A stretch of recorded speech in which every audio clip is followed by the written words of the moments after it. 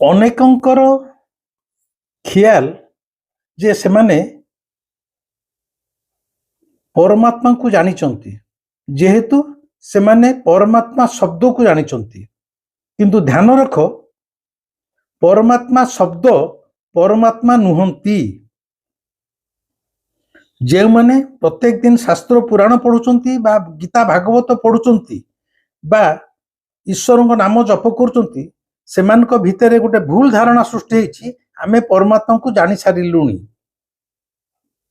ପରମାତ୍ମା ଶବ୍ଦ ପରମାତ୍ମା ନୁହନ୍ତି। ମୁଁ ବାରମ୍ବାର କହୁଛି, ଧରାଯାଉ ତମକୁ ଶୋଷ କରୁଛି, ତେମେ ପାଣି ପାଣି ପାଣି ପାଣି 1,00,000 ଥର କହିଲେ କି ପାଣି ଶବ୍ଦକୁ ଜପ କଲେ ତମର ଶୋଷ ମେଣ୍ଟିବନି।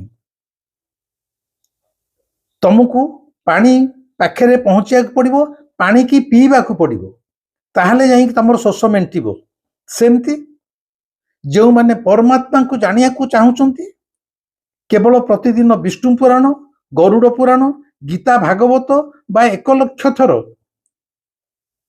ରାମ ନାମ ଜପ କଲେ ପରମାତ୍ମାଙ୍କୁ ଜାଣିପାରିବନି। ତେମେ ଜୀବନ ସାରା ସେଇ ଶବ୍ଦର ମାୟାଜାଲ ଭିତରେ କେବଳ ଘାଣ୍ଟି ହଉଥିବ।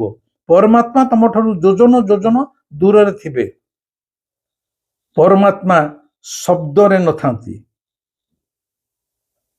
ପରମାତ୍ମା ଏକ ଉପଲବ୍ଧି। ତୁମେ ତାଙ୍କୁ ଉପଲବ୍ଧିରେ କେବଳ ପାଇପାରିବ। ଜୀବନ ସାରା ଶବ୍ଦ ସହିତ ଖେଳିଲେ, ନାମ ଜପ ସହିତ ଖେଳିଲେ 100 ଜନ୍ମରେ ମଧ୍ୟ ତୁମର ପରମାତ୍ମାଙ୍କ ସହିତ ସାକ୍ଷାତ ହେଇପାରିବ ନାହିଁ। ଆଉ ଥରେ କହୁଛି, ଶବ୍ଦରେ ନଥାନ୍ତି ପରମାତ୍ମା।